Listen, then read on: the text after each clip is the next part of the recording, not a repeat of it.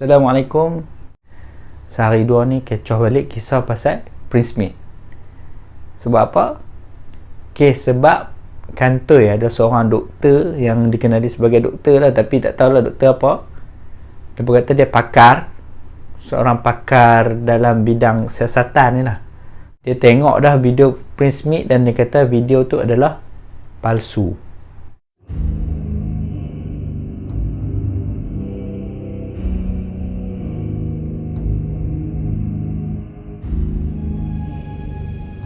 Sebenarnya pasal video Prince Smith ni, saya dah pernah bagi tahu dah dekat kawan-kawan terdekat saya, dekat adik saya, keluarga saya dah kata dah.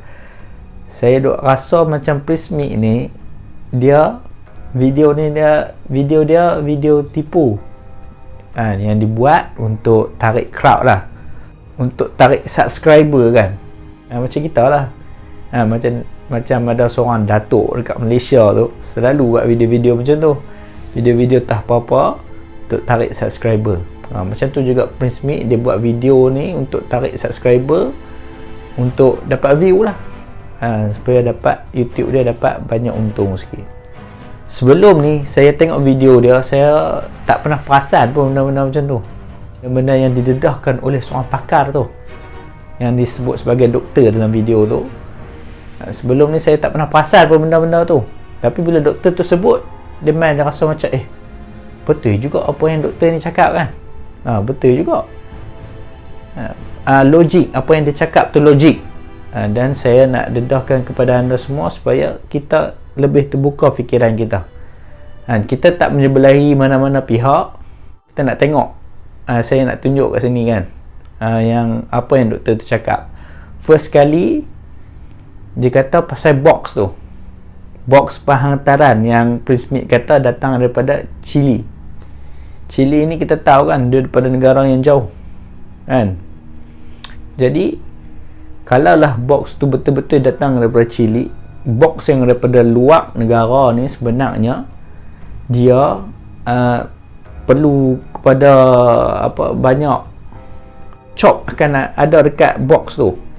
Tapi kalau kita tengok box yang ada pada Prince Smith yang Prince Smith bawa tu, tak ada langsung chop, melainkan ada satu stiker je dekat atas tu. Untuk bukti pertama, apa yang saya dapat jelaskan ialah mengenai kotak pembungkusan itu sendiri. Kotak yang dibeli dari eBay.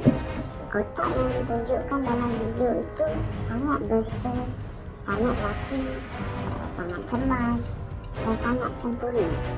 Sedangkan kita tahu kotak yang Prince Smith beli ini adalah dari negara Chile.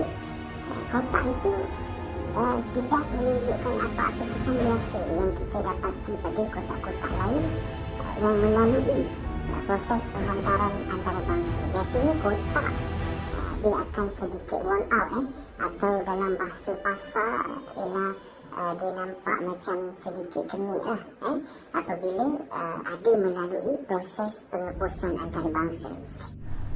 Tu dah menunjukkan bahawasanya box tu adalah palsu. Kita boleh nampak dah kepalsuan. Saya ada seorang kawan, dia memang dalam dia duk jual inilah, jual apa lagi, mainan-mainan yang dia import sendiri daripada China. Dia sendiri bagi tahu dekat saya, mainan-mainan yang dia import daripada China memang melalui proses-proses yang banyak lah, dan akan ada banyak chop yang ada dekat kotak tu. Jadi bila doktor tu sebut macam tu, saya terfikir betul juga apa doktor ni cakap kan. Sebab kotak Prince Smith tu langsung tak ada chop apa langsung kan. Terus kat Malaysia, dalam Malaysia pun dia ada chop, ada chop macam-macam lah. Ni apa tahu lagi daripada luar negara. Betul tak? Dan yang kedua, benda yang daripada luar negara, bila dia melalui banyak proses-proses tu, semestinya dia akan ada kemek-kemek dekat kotak tu. Tapi kotak yang dapat dekat Prince Smith ni bersih, suci dan sempurna.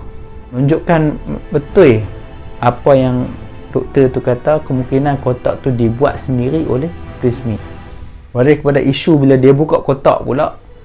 Bila kita tengok bila dia buka kotak tu, kita nampak dalam dia langsung tak ada bubble wrap. Kita sendiri, yang saya sendiri biasa duk hantar barang dekat orang.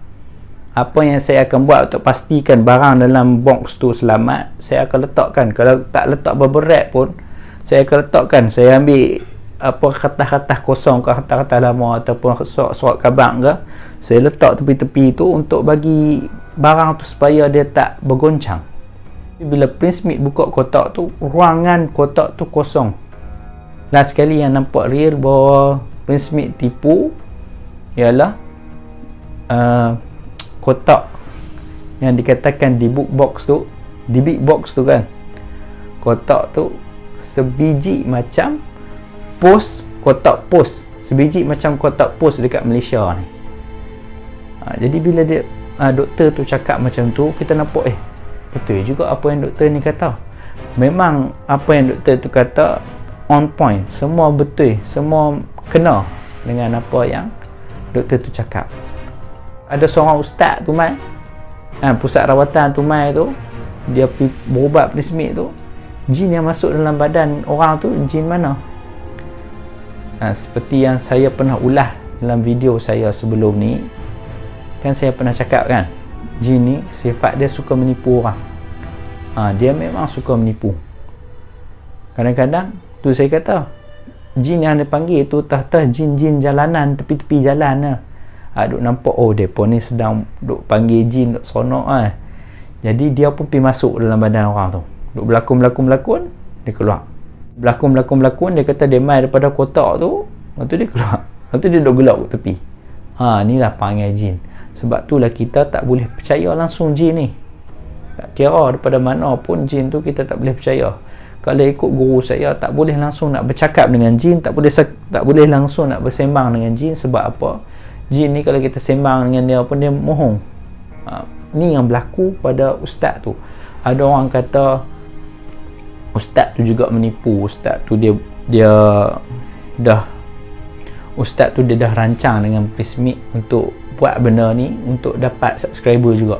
Tak, bagi saya, pendapat saya yang lemah ni, saya rasa ustaz tu tak tipu, melainkan ustaz tu ditipu oleh jin. Tu je. Benda tu je yang saya nak cerita, dan apa yang pendapat saya yang saya nampak dengan benda ni. Benda ni jadi iktibar untuk kita, supaya nanti sekiranya kita jadi perawat, kita janganlah ambil remeh hal ni.